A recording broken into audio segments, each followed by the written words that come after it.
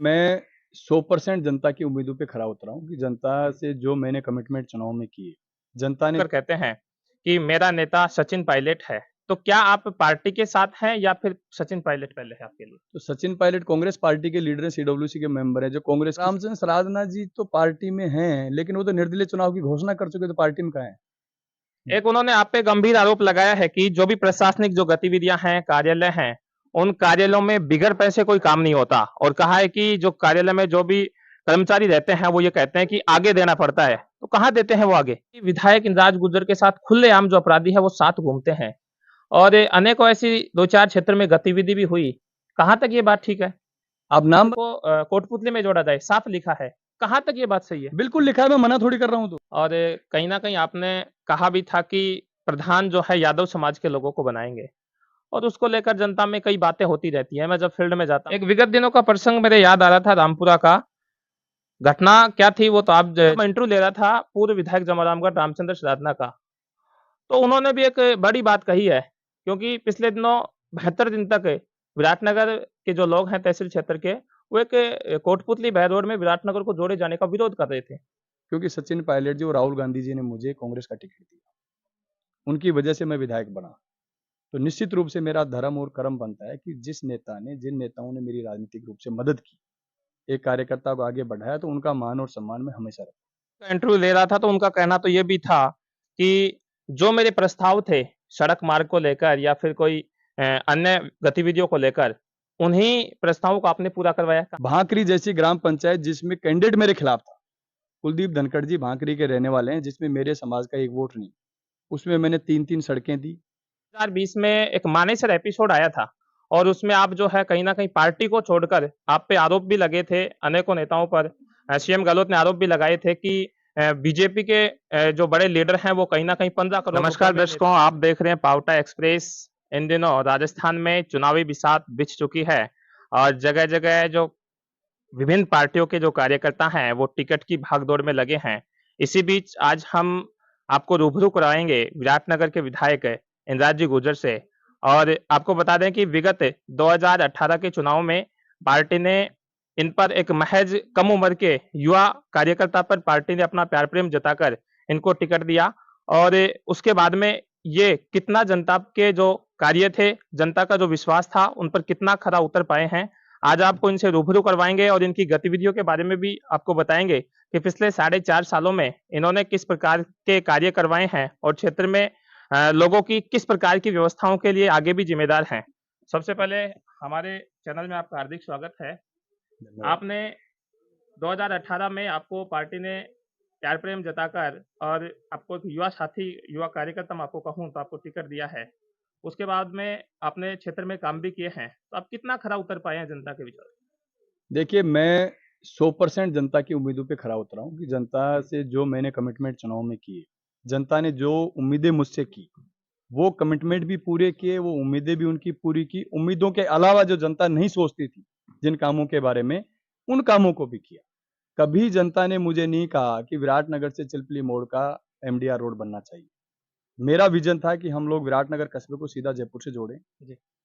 मेरा विज़न था कि मेड कुंडले के बीच से हम एक ऐसी सड़क दें ताकि पूरा मेड कुंडला उसको लेकर के डेवलप, उस रोड को हमने बनाया, जिससे आज पूरे 10 ग्राम पंचायतों को प्लस विराटनगर कस्बे को फ़ायदा हुआ।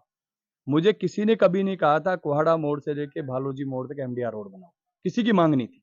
मेरा विज़न था कि यार ऐसे पिछड़े हुए गाँव जैसे तालुकाबास, कांकराना, पापड़ा, कोहाड़ा, वीटी नगर, भांकरी, चौबाड़ा, ये ऐसी पंचायतें थी जहाँ विकास के रूप में जो पिछड़ी हुई पंचायतें थी, उन पंचायतों को अग्रणी रूप में कैसे लेकर के आएँ, उस विज़न के तहत मैंने 33 करोड़ की लागत से शानदार सड़क वो बनने जा रही है। मुझे किसी ने नहीं कहा था कि पावटा में कॉलेज खुलना चाहिए, क्योंकि कॉलेज की माँग सिर्फ़ विराटनगर में हुआ करती थी। पावटा में कॉलेज खोला। किसी ने माँग नहीं करी कि पावटा में सब डिवीज़न होना चाहिए। मेरा विज़न था कि पावटा में सब डिवीज़न होगा तो यहाँ के लोगों को फ़ायदा मिलेगा। पावटा में सब डिवीज़न हमने खोला। किसी ने माँग नहीं करी थी, ना कोई चुनाव में मुद्दा था कि पावटा नगर पालिका बनना चाहिए। मेरा विज़न था कि हम इस इलाके का शहरीकरण करें ताकि आने वाले समय में पूरे इलाके को फ़ायदा मिले। 3 पंचायतों को पावटा, परागपुरा, कुनेर को मिला के नगर पालिका बनाई। तो जो माँगे और भी बहुत ऐसी चीज़ें हैं जहाँ जो जनता ना तो उम्मीद करती थी, ना जनता कभी माँगी, ना कभी माँग रखी, ना कोई जन आंदोलन इन चीज़ों के लिए। लेकिन मेरा विज़न था कि हम विराटनगर विधानसभा को विकास के रूप में अग्रणी विधानसभा किस तरीके से बनाने का काम करें। इसके तहत मैंने ये काम किया। इन सभी कामों के बीच विगत में 2020 की बात करूं तो पार्टी विशेष को लेकर कई ऐसी आपकी विपरीत गतिविधियां भी रही और आप एक इंटरव्यू आपका देख रहा था, आपका वीडियो, और आप खुलकर कहते हैं कि मेरा नेता सचिन पायलट है। तो क्या आप पार्टी के साथ हैं या फिर सचिन पायलट पहले है आपके लिए? तो सचिन पायलट कांग्रेस पार्टी के लीडर हैं, सीडब्ल्यूसी के मेंबर हैं, जो कांग्रेस की सबसे सर्वोच्च नीति निर्धारक कमेटी है सीडब्ल्यूसी, हमारी कांग्रेस वर्किंग कमेटी, उसके मेंबर हैं। कभी आपने ये तो नहीं कहा कि हम कांग्रेस पार्टी के साथ हैं? और आप जब भी आपसे मीडिया के लोग भी संवाद करते हैं या फिर जहाँ भी कहीं आप बोलते हैं तो खुल के ये कहते हैं कि मेरे नेता सचिन पायलट जी हैं और वो कहें तो मैं कुएं में भी कूद सकता हूँ, ऐसा भी आपने कहा है। तो क्या लगता है आपको? देखिए, कांग्रेस हम सब लोगों की विचारधारा है। सचिन पायलट जी भी उस विचारधारा पे काम करते हैं, मैं भी उस विचारधारा पे काम करता हूँ। कांग्रेस में रह करके, क्योंकि सचिन पायलट जी और राहुल गांधी जी ने मुझे कांग्रेस का टिकट दिया, उनकी वजह से मैं विधायक बना। तो निश्चित रूप से मेरा धर्म और कर्म बनता है कि जिन नेताओं ने मेरी राजनीतिक रूप से मदद की, एक कार्यकर्ता को आगे बढ़ाया, तो उनका मान और सम्मान मैं हमेशा रखूंगा। नेताजी देखो, मान और सम्मान की बात एक अलग हो जाती है, लेकिन कहीं न कहीं आप व्यक्ति विशेष की बात करते हैं, तो 2020 में एक मानेसर एपिसोड आया था और उसमें आप जो है कहीं न कहीं पार्टी को छोड़कर आप पे आरोप भी लगे थे अनेकों नेताओं पर। सीएम गहलोत ने आरोप भी लगाए थे कि बीजेपी के जो बड़े लीडर हैं, वो कहीं न कहीं 15 करोड़ रुपए में नेताओं को खरीद रहे हैं। कहाँ तक ये बात सत्य है? देखिए, मानेसर एपिसोड की शायद पूरी जानकारी आपको नहीं है। हम लोग उस समय सरकार में कुछ बदलाव की मांग को लेकर दिल्ली गए थे, ना कि पार्टी छोड़ते तो हम 1 महीने क्यों रहते वहाँ? दूसरे दिन जाके पार्टी ज्वाइन कर लेते। अगर हमें पार्टी छोड़नी होती, तो हम दूसरे दिन जाके पार्टी ज्वाइन कर लेते। किसने मना किया था? तो ये सब हमारा मकसद सिर्फ सरकार की में कुछ बदलाव को लेकर के था। उस बात को लेके हम आलाकमान से हमारी बातचीत हो रही थी। 1 महीने बाद हमारी बातचीत हुई। आलाकमान ने हमें बुलाया, हमसे चर्चाएँ की, उन मुद्दों पे काम हुआ, हम लोग वापस आ गए। सीएम गहलोत का ये कहना कहाँ तक सही है कि 15 करोड़ रुपए में जो है बीजेपी के जो बड़े लीडर्स हैं वो खरीद रहे हैं विधायकों को। तो क्या आप बीजेपी के लोगों के संपर्क में थे तो उन्होंने ऐसी बात कही? बीजेपी के संपर्क में होते तो बीजेपी में चले ही जाते। कौन मना करता है आजकल? लोकतंत्र में सबको अधिकार है किसी पार्टी में जाने का। कौन मना करता है? जी। किसने मना किया? अब जो आरोप किसी ने लगाए, कौन लगाए, मुझे नहीं पता, वो खुद इस चीज़ का जवाब दें। अगर हम लोग बीजेपी में जाने के मूड में होते तो हमें किसी ने बांध थोड़ी रखा है। चला जाए कभी भी आदमी, किसी पार्टी में कभी भी जा सकता है। विगत दिनों पार्टी विशेष में लेकर सचिन पायलट और मुख्यमंत्री अशोक गहलोत के बीच अनेकों मतभेद भी हुए थे और इन सभी मतभेद के बीच में आपको पायलट खेमे का व्यक्ति मानते हैं। तो क्या आपको लगता है कि पार्टी अब चुनाव में आपको फिर से प्यार प्रेम जता पाएगी और टिकट दे पाएगी? सचिन पायलट बीजेपी पहले तो आप बार-बार जिस चीज़ को घुमा रहे हैं, मुझे समझ नहीं आ रहा। पहले आप जवाब दें, सचिन पायलट कौन-सी पार्टी के नेता हैं? सचिन पायलट कांग्रेस पार्टी के नेता हैं, लेकिन विगत दिनों उन्होंने जब बगावत की थी, तो उस पर आप पे अनेकों आरोप लगे थे और अभी मैं भी स्थिति ये बनी हुई है मेरी कि बात सुनिए आप। आप मुद्दे को घुमा रहे हैं बार-बार। एक ही मुद्दे को बार-बार 10 तरीके से रिपीट कर रहे हैं। या तो आप जवाब दें, सचिन पायलट कौन-सी पार्टी के हैं? कांग्रेस सीडब्ल्यूसी जो सबसे बड़ी सर्वोच्च नीति निर्धारक कमेटी होती है कांग्रेस की, उसके मेंबर हैं सचिन पायलट।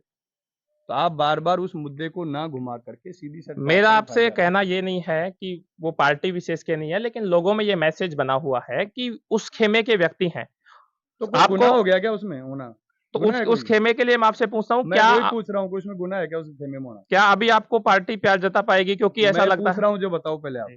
पहले आप जवाब दो कि उस खेमे में होना गुनाह है क्या? नहीं, कोई गुनाह नहीं है। तो फिर आप उस बात को बार-बार क्यों घुमा रहे हैं इतने तरीके से? अभी विराटनगर विधानसभा की बात कर रहे हैं और विराटनगर विधानसभा में जहाँ कहीं भी मैं अनेकों ग्राम पंचायतों में भी जाता रहता हूँ और वहाँ इंटरव्यू जब लोगों का लेता हूँ, तो लोग कहते हैं कि काम तो करवाए हैं। और कुछ लोगों का देखो, ये लोकतंत्र है और कई जगह जातिवाद की भी जब बात आती है, तो क्या आपको लगता है कि जातिवाद के समीकरण को लेकर चुनाव जीता जा सकता है? एक जाति से कोई व्यक्ति चुनाव नहीं जीत सकता। 36 कौम के लोग जब आपको प्यार प्रेम देंगे तब ही लोकतंत्र में आप चुनाव जीत सकते हो। एक जाति विशेष से कभी कोई चुनाव नहीं जीत सकता व्यक्ति।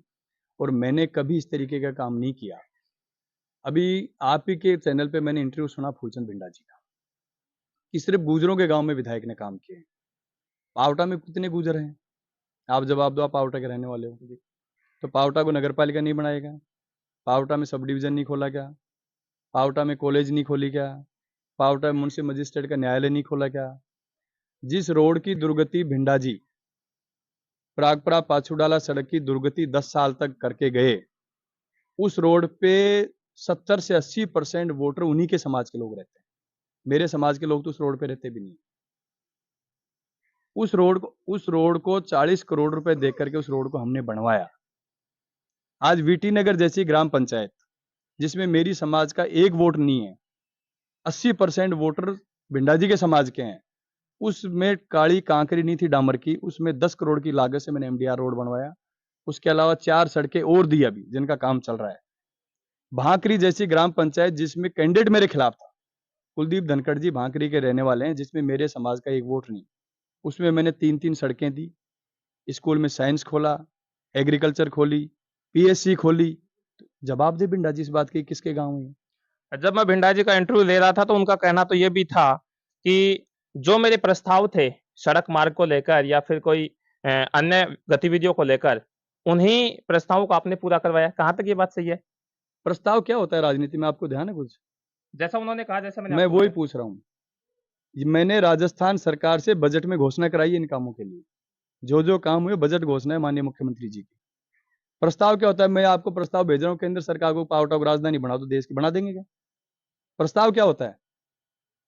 प्रस्ताव अगर फिर उन्होंने प्रस्तावों को रख के क्यों रखा था 10 साल तक उनको लेकर के? किसने मना किया था काम कराने के लिए उनको? वो सिर्फ प्रस्ताव ही बनाते गए, काम क्यों नहीं कराया उन प्रस्ताव में? ये कहता हूं भाई, उनको मौका मिला था, 10 साल तक वो विधायक थे, 5 साल तक उनकी सरकार भी थी प्रदेश में और केंद्र में, तो उन प्रस्तावों को किस दिन के लिए रख रखा था उन्होंने? मैं ये पूछ रहा हूँ। अरे ऐसे कौन से प्रस्ताव थे, उनकी कॉपी दिखा दें एक बार जनता को।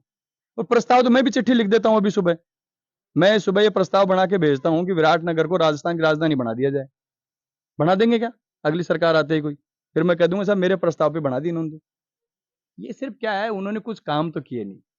आज मुझे एक चीज का जवाब दे भिंडा जी, मेरे आने से पहले इस विराटनगर विधानसभा में एक भी सड़क की चौड़ाई 5.5 मीटर और 7 मीटर में नहीं थी। एक सड़क एमडीआर नहीं थी, एक स्टेट हाईवे नहीं था, सिर्फ नेशनल हाईवे को छोड़ करके। जो 2 नेशनल हाईवे हमारे दिल्ली जयपुर का है, एक विराटनगर वाला है।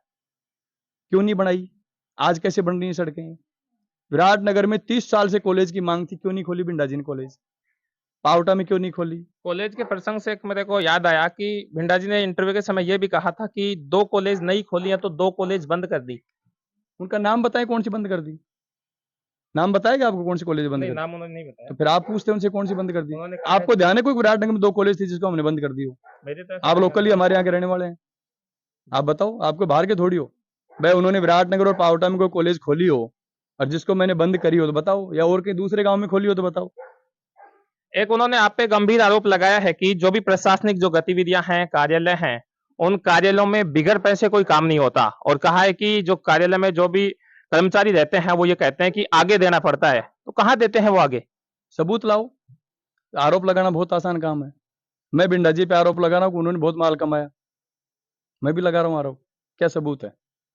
अगर कोई कर्मचारी कहता है, कोई अधिकारी कहता है अब तो आचार संहिता लगने वाली है, अब तो कर्मचारियों में भय भी खत्म हो गया, आम आदमी विराटनगर विधानसभा का एक भी व्यक्ति आपके सामने कैमरे पे खड़ा होकर कह दे या मेरे सामने आके कह दे कि मैंने विधायक या विधायक के परिवार को 5 रुपए की रिश्वत दी, तो जिम्मेदारी मैं लेता हूं, या भिंडा जी इस बात की जिम्मेदारी ले कि उनके कार्यकाल में अगर उन्होंने रिश्वत ली हो या पैसा लिया हो और सबूत अगर उनके सामने आ जाए तो राजनीति छोड़ दें। आप पता कर लो सामने बैठा के, आमने सामने। इंद्राज भाई, क्या आपको ऐसा लगता है कि आपने कहा कि अनेकों विकास कार्य करवाए हैं, और जनता में जब मैं फीडबैक लेता हूं तो कहीं ना कहीं लोग कहते भी हैं कि विकास कार्य भी करवाए, कुछ लोग ये भी कहते हैं कि अपने अपने क्षेत्रों में करवाए हैं। आपने ही कहा अभी कि ये राजनीति है, राजनीति में आरोप लगते रहते हैं। तो अभी विगत दिनों जब मैं इंटरव्यू ले रहा था पूर्व विधायक जमरामगढ़ रामचंद्र शराधना का, तो उन्होंने भी एक बड़ी बात कही है, क्योंकि पिछले दिनों 72 दिन तक विराटनगर के जो लोग हैं तहसील क्षेत्र के, वो एक कोटपुतली बहर रोड में विराटनगर को जोड़े जाने का विरोध कर रहे थे। और उस समय उन्होंने कहा है कि पता नहीं एमएलए को क्या फायदा है कि उन्होंने विराटनगर को कोटपुतली में जुड़वा दिया। क्या कहना है? देखिए, प्रशासनिक दृष्टि से छोटे जिले हमेशा फायदेमंद होते हैं। अगर छोटे जिले होंगे तो प्रशासन की पकड़ ज्यादा होगी, प्रशासनिक इकाई मजबूत होगी, काम त्वरित गति से होंगे। अगर मुझे तो ये बता दो जयपुर में क्या फायदा है भाई? जयपुर हम 70 साल से रह रहे थे विराटनगर वाले, क्या फायदा मिलेगा विराटनगर? वही पिछड़ा का पिछड़ा विधानसभा था। आज छोटा जिला बना है, प्रशासनिक इकाई मजबूत होगी, पुलिस तंत्र मजबूत होगा, कानून व्यवस्था मजबूत होगी, लोगों के काम त्वरित गति से होंगे। और विराटनगर में तो, विराटनगर को जयपुर में क्या फायदा था और कोटपुतली में क्या नुकसान है, या तो वो नेता बताएं। ये सिर्फ और सिर्फ इनको और कोई मुद्दे पे विरोध नहीं करना, इसलिए इनको लगता है किसी न किसी मुद्दे पे विरोध करें, लेकिन जनता इनके साथ खड़ी नहीं। ये कहते हैं 72 दिन तक धरना दिया, कितने आदमी बैठे धरने पे? 5 आदमी, 7 आदमी, 10 आदमी। इन्होंने आंदोलन किए, इनसे 100 आदमी नहीं जुटे सारे लोगों से। अगर जनता का आक्रोश होता तो 10-10, 20-20 हजार लोग सड़कों पे जुटते हैं आक्रोश के लिए। जन आक्रोश कहाँ था? नेताओं का आक्रोश था। नेताओं को लगता है कि हम इंदिराज गुर्जर का किसी बात पे विरोध नहीं कर पा रहे, तो किसी पे तो विरोध करो, खड़े हो गए। उस समय के प्रसंग से एक प्रसंग मुझे याद आ रहा था कि आपने कहा था कि विराटनगर में जो धरने पर जो लोग बैठे हैं वो केवल बीजेपी के थे। तो उस समय तो पूर्व विधायक जो रामचंद्र सरादना थे और अनेकों पार्षद भी थे और कहीं न कहीं चेयरमैन जो पति था वो भी वहाँ मौजूद थे। तो क्या लगता है आपको, क्या ये पार्टी के नहीं थे? रामचंद्र सरादना जी तो पार्टी में हैं, लेकिन वो तो निर्दलीय चुनाव की घोषणा कर चुके, तो पार्टी में कहाँ है? एक विगत दिनों का प्रसंग मेरे याद आ रहा था, रामपुरा का। घटना क्या थी वो तो आप जो आदमी निर्दलीय चुनाव की घोषणा कर चुके मुझे निर्दलीय चुनाव लड़ना है, तो फिर हम उसको कांग्रेस में कैसे मान सकते हैं? बताओ मुझे। वो तो उनको तो ले दे के क्या है, उनको मेरा विरोध करना है कि हम विधायक का विरोध किसी, क्या होता है देखो, ताकतवर के खिलाफ हमेशा कमजोरों का समूह बनता है, ये लोकतंत्र में नहीं परंपरा का नियम है शुरू से। ताकतवर के खिलाफ कमजोरों का समूह बनता है। आज मैं सिटिंग एमएलए हूं, तो बाकी जितने लोग हैं वो सब मेरे खिलाफ ही तो रहेंगे। जिनको चुनाव लड़ना है, जिनको टिकट लेना है, तो वो मेरे खिलाफ रहेंगे। एक दिन मेरे से पहले भिंडा जी एमएलए थे, तो सारे भिंडा जी के खिलाफ थे। आज मैं एमएलए हूं तो सब मेरे खिलाफ हैं। तो ये तो हमेशा डेमोक्रेसी में जो आदमी पद पे होता है, बाकी सब लोग, चाहे उसकी खुद की पार्टी के हों, चाहे विपक्ष की पार्टी के हों, वो हमेशा उसका ही विरोध करेंगे, क्योंकि जो सीट पे रहेगा विरोध तो उसका होगा ना। मुझे तो ये सारे नेता मिलके इतना बता दें कि भाई विराटनगर को कोटपुतली में जोड़ने से ये नुकसान हो गया। कोटपुतली से विराटनगर की दूरी है 40 किलोमीटर। कोटपुतली से जयपुर की दूरी है 85 किलोमीटर। जयपुर जाता है उसको पूरा दिन लगता है आदमी को। ट्रांसपोर्ट नगर के घुसने के बाद भी 1 घंटा कलेक्टेड पहुंचने में लगता है। यहाँ मोटरसाइकिल से भी आदमी 40 मिनट में, 1 घंटे में आकर के कोटपुतली अपना काम करा के वापस चला जाएगा। वहां पूरा दिन लगता है आपको आने में जाने में। ये सिर्फ नेताओं का विरोध था, नेताओं का विरोध नहीं था। नेताओं का सिर्फ राजनीतिक, भाई ठीक, हम लोग हमारी राजनीति कैसे चमकाएं, जनता में हम कैसे जाएं, किसी चीज का विरोध तो करें। विरोध करते तो जुटाते 10-20 हजार आदमी, पता चलता है विरोध हो रहा है। 100 आदमी जाकर के विरोध कर रहे हैं, जिनमें 40 तो टिकटार्थी हैं दोनों पार्टियों के मिला के। इनके पीए हो जाते हैं 40-50, इनके ड्राइवर हो जाते हैं 40-50, और क्या है, जुटाते हजारों लोग, 10-10, 20-20 हजार लोग। फुलेरा में वो जोड़ने की मांग नहीं थी, तो कम से कम 10 हजार आदमी जुटे वहां, तो सरकार को मजबूर होकर मानना पड़ा।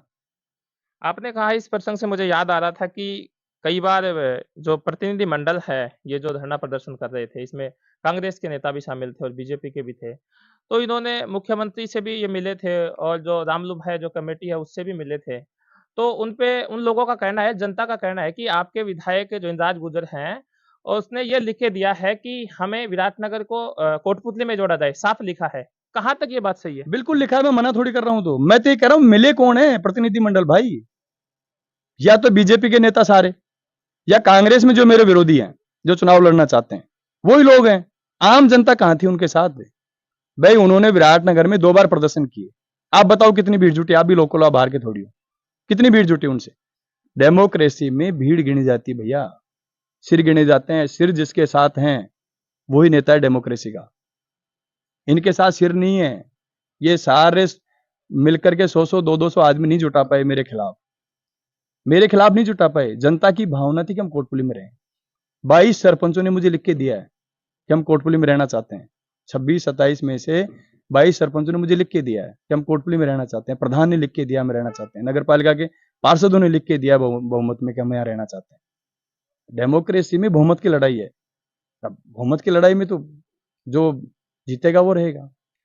मैं बात करूँ इंद्राज भाई, विराटनगर में जो प्रशासनिक गतिविधियां हैं उनकी, विगत दिनों में एक इंटरव्यू देख रहा था, उसमें कुलदीप धनखड़ जो पिछले बार चुनाव लड़े थे और कहीं ना कहीं अब की बार भी दौड़ में है, उन्होंने कहा है कि विधायक इंद्राज गुर्जर के साथ खुलेआम जो अपराधी है वो साथ घूमते हैं और अनेकों ऐसी 2-4 क्षेत्र में गतिविधि भी हुई।